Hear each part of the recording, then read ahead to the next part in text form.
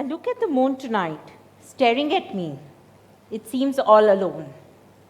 Our friends are no longer seen surrounding it, the stars. As children, we played together, Ringa Ringa Roses. Now they hide behind the clouds of smoke.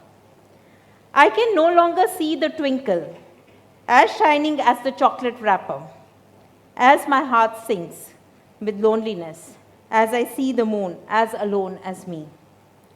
Shining through the clouds in the dark nights, the moon hides as the rain hits the parched earth, as tides wash away the sand and homes of many. We are waiting for the sun to bring hope to us. The trees which will protect my skin from burning away, as my lungs turn dark and skin turns red with pain. My tears fall onto the rising ocean as it eats away my home, as I go round and round, playing Ringa Ringa Roses with the sun, moon, and the stars, as we all turn one as light.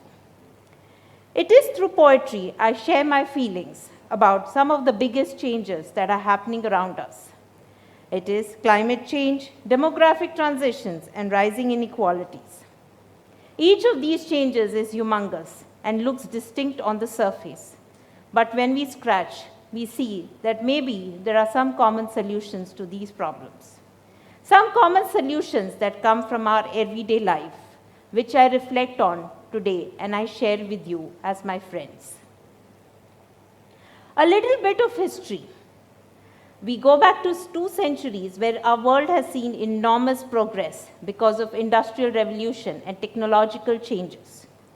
We saw in 1784 one of the milestones in this revolution, the beginning, James Watt's invention of the steam engine. It revolutionized transportation, also communication. We had light, we could work day and night. We could travel, we could do many things. But at the same time, we started increasingly using coal, petroleum, and wood. That meant that we were having an enormous impact on the environment. Slowly, we also saw that few countries in the West were able to undertake intercontinental voyages and reach distant countries in Asia, Africa, Caribbean, and South America to extract natural resources and facilitate the Industrial Revolution. They also introduced complex forms of administration in their new colonies, as the process was called imperialism. It was a turning point in the history of the world. Again, we saw more events which changed the course of our social, political, and economic landscape. It was the World War I, where we saw the polarization of the world into two, and we saw the establishment of the League of Nations by the Treaty of Versailles in 1920. Unfortunately, it had to be disbanded because it failed to prevent the World War II. Again, we saw millions of people left dead after the World War II. But World War II was the biggest turning point in the history of this century because we saw the emergence of United Nations and also many countries in the West for the first time introduced universal healthcare systems, universal education, and also work-related reforms, wherein people had regulated work hours and also they were able to access pensions as well. And some of these ideas found resonance with the UN and also they percolated down to the developing countries.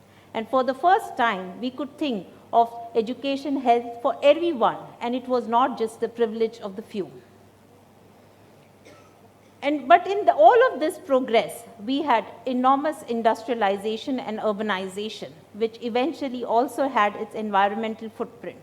Some of it was expressed, the concerns were expressed in 1986-87 in the report, Our Common Future, written by the United Nations Commission on Environment and Development.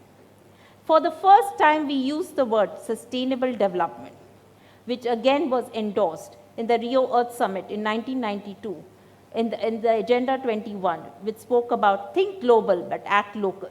That is, that we need to strengthen our communities to respond to global problems of food insecurity, inadequate healthcare, and education for our populations. At the heart of all these discussions is the term sustainable development.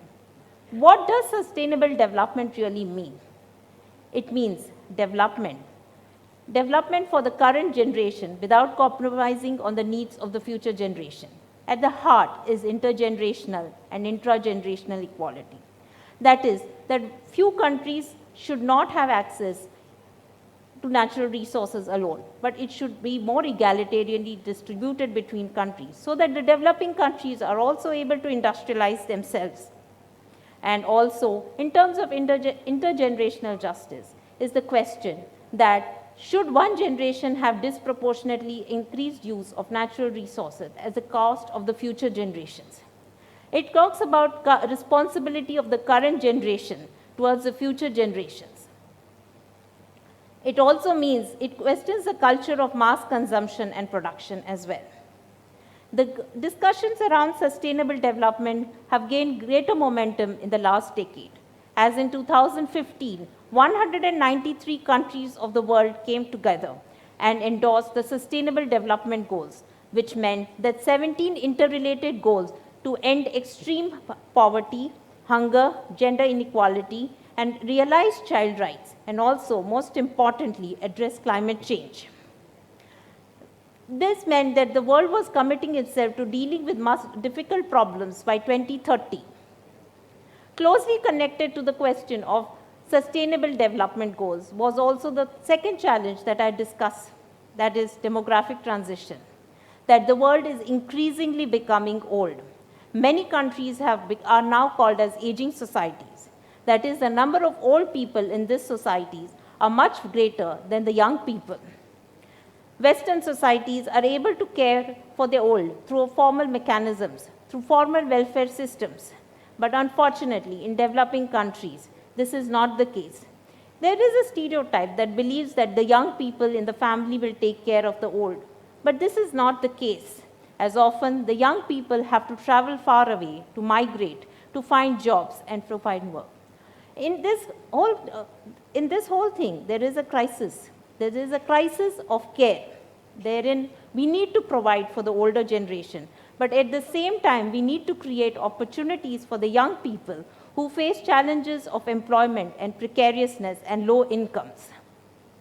It again connects with the question, the third problem that I discussed, the question of social inequality.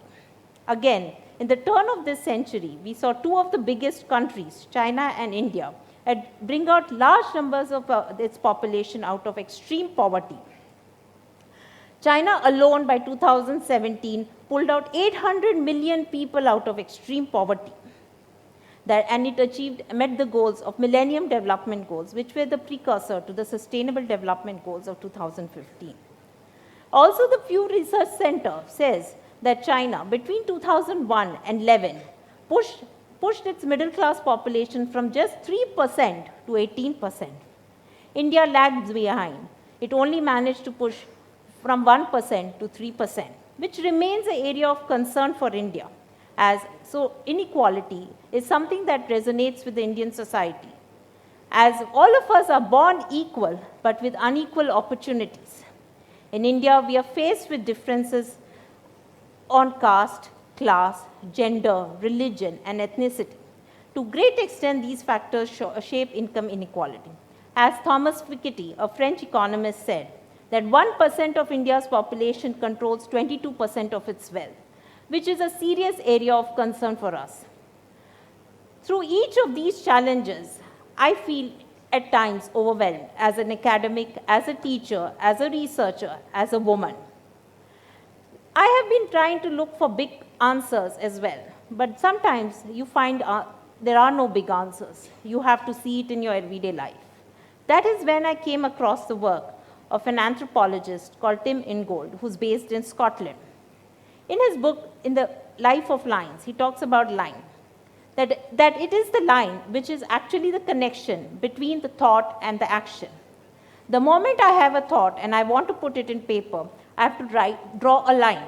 The line becomes a word, then it becomes a sentence, and then it becomes a paragraph. So it all starts with us.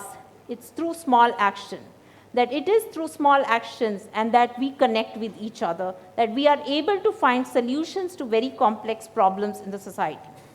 To draw a simple analogy again, he talks about meshworks. That is, that we start as a thread and we intertwine with each other to go on to becoming a beautiful quilt. Here is that each one of us has to start somewhere, and it has to start with recognizing our own needs for care. So at the heart of my response to these global challenges is often care. Start with self. If you look at the term care, care is the foundation of all society. At the moment life is conceived in a woman's womb, she not only needs food, water, and access to sanitation facilities, but she also needs the warmth, the emotions. She needs love and care. It is only when a child born who receives love and care can thrive in the society, and only such society can move forward. Not only caring for children, but also caring for disabled and also for the elderly says so much about the values that a society upholds towards care and include. But unfortunate reality is that all societies do not value care at the same level. Some societies value it more and some societies value it less. Why is that the case? It is often because care has been associated with women, that women would do care work within homes. It's part of their nature. It does not receive any remuneration because it is something that women have to do as a part of the duty.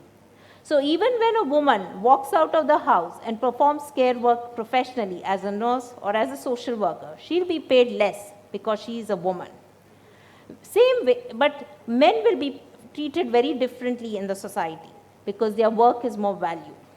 So feminists have argued that all care is work, but I say all work is also care. Both care and work are important in the society. Again, we see that work is overvalued, and especially when it is done by some men, it gets overvalued. Historically, if we think of work, it has been associated with exploitation, and when we think of factories where women and children and men were made to work for long hours with little food and water. But this changed a bit in the recent times. But still, work continues to be exploitative because that's the nature of capitalism. That is the nature of capitalism, to exploit the workers and extract work from them and not value their individuality. During the COVID-19, we heard of the Great Resignation, that people started walking away from toxic work environments. Why? Because they wanted to protect their mental health. They wanted to protect their self-worth. They didn't want to work with toxic bosses who didn't respect them. Why do we have toxic workplaces? Because few people want to maintain their status quo. They don't want to recognize creativity and talent of people who might take on their positions. So that's why work is increasingly toxic and people also want to walk away from it. In this scenario, how do we create meshworks of care? How do we move away from factory models of work? As I said, all change has to start from within us. Slowly, steadily, we have to find some answers to very difficult questions of humanity. Each day, bit by bit, introduce a bit of rest, introduce a bit of joy in your lives. Intimacy, trust, reciprocity, and sovereignty should be the values that we cherish each day of our life. It is hard work. Slowly, steadily, extend this to small networks of care or friends that you have, hobby groups, support groups. It could be anything where you find your own comfort and happiness. Be the change that you want to see in the world. Be kind, be polite, be compassionate. Be assertive and clear about your time, boundaries of time and space. Build friendships, circles of friendship slowly and steadily. Practice social and environmental justice. Do small things that you can do in your immediate environment, whether watering plants, planting trees, or doing charity work. Do what you can in your own capacity, in your own time. Respect people of all religions, gender orientations, and also sexual preferences, and race and caste as well. It is through this that we can create small circles of care to understand and respond to global challenges. As a survivor of a very toxic work environment, I was still able to bring about some light of kindness into the lives of some of my students and young people who suffered from mental health problems and disabilities. Though I don't give words to my struggle as of now, but still it does manifest sometimes in my kind words and also a gentle pat on a young person's back and say that you can do it. Just showing the right direction. Not only does my light reach to them, but today I can say very proudly that their light is reaching out to other young people. Slowly and steadily, we are spreading the light of kindness to understand and respond to some of the most complex problems of the society as well. Thank you very much.